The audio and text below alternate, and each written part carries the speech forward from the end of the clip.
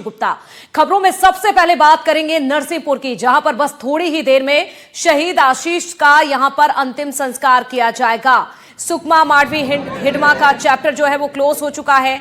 और इसके साथ ही आपको बता दें, महू में जहां जवाद के पुश्तैनी घर पर चलेगा बुलडोजर। तो ये अलग अलग खबरें आपको दिखा रहे हैं 3 बजे की, दोपहर 3 बजे की 3 बड़ी खबरें आपकी टीवी स्क्रीन पर।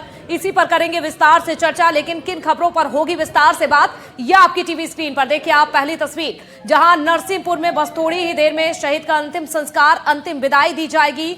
तो वहीं दूसरी तस्वीरें आपको दिखा रहे हैं मांडवी हिडमा का आखिरकार चैप्टर क्लोज हो चुका है। तो देखिए, सालों से पुलिस के लिए, हमारे जवानों के लिए जो चुनौती रहा था हिडमा, लेकिन हिडमा को भी अब ढेर कर दिया गया है। लेकिन हिडमा के गांव में किस तरह की तस्वीरें सामने आ रही हैं, यह आप तस्वीरों में देख सकते हैं और इस पर भी करेंगे विस्तार से चर्चा। और इसके साथ ही बात होगी महू की। तो ये 3 बड़ी खबरें, दोपहर 3 बजे की 3 बड़ी खबरें, जिस पर करेंगे विस्तार से चर्चा।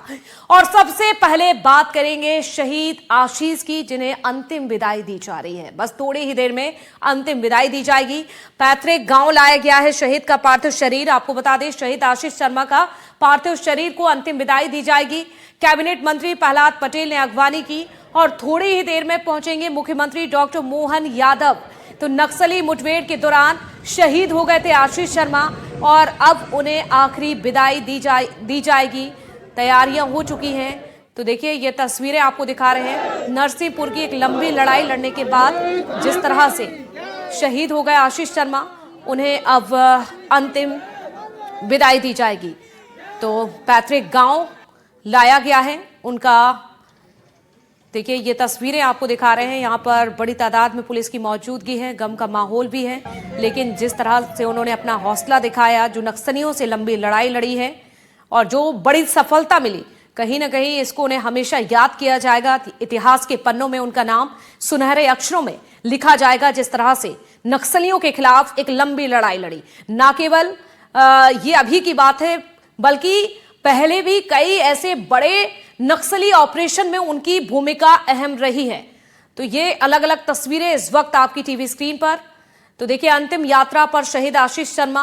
दूसरी तस्वीर, साथियों में गम का माहौल है, क्योंकि जिस तरह से उनके साथियों ने उनके काम को देखा है, नजदीकी से समझा है, कहीं ना कहीं ऐसे में अफसोस की लहर भी है।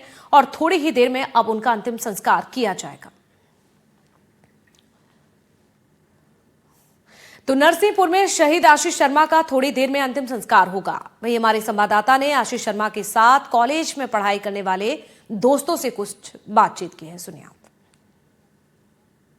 अभी उनके पिताजी श्री देवेंद्र शर्मा जी से मैं यही कह रहा था कि इतनी कम उम्र में इतना अधिक नाम बहुत बिरले कमाते हैं।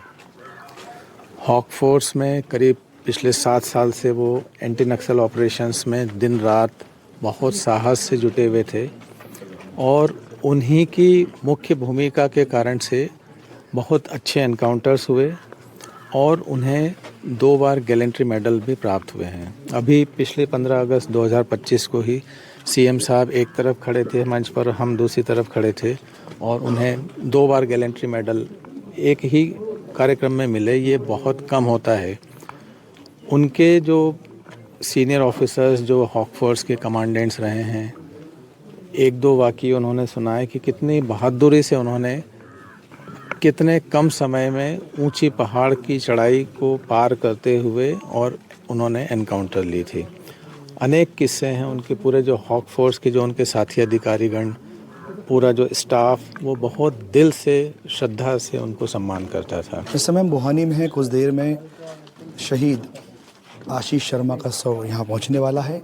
उनके साथ पढ़ने वाले सहपाठी हमारे साथ हैं। कितने बहादुर वो थे और कितनी बचपन में उनके साथ उनकी जो की यादें हैं वो क्या याद आती हैं। कितनी, यदि वीरता की बात की जाए, वीरता पदक मिला है उन्हें, तो कितना व्यक्तित्व से प्रभावित थे आप उनके।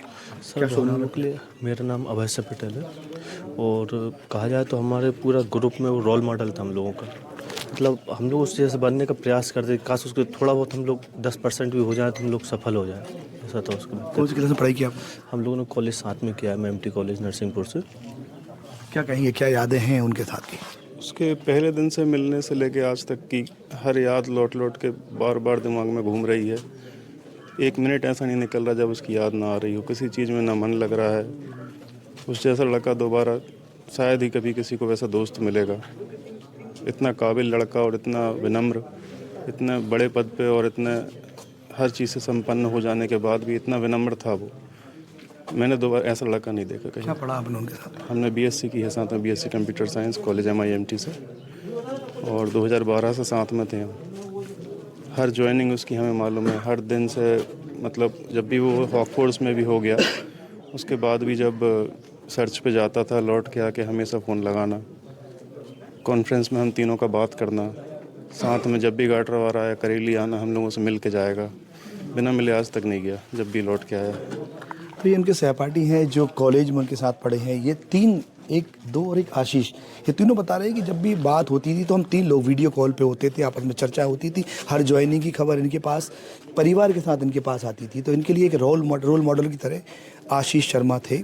आज उनकी आंखों में भी कहीं ना कहीं नमी नज़र आ रही है। एक अच्छे यार को इन्होंने भी खो दिया है। नरसिंहपुर के बोहानी से कैमरामैन मनोज के साथ आशीष जैन, NDTV।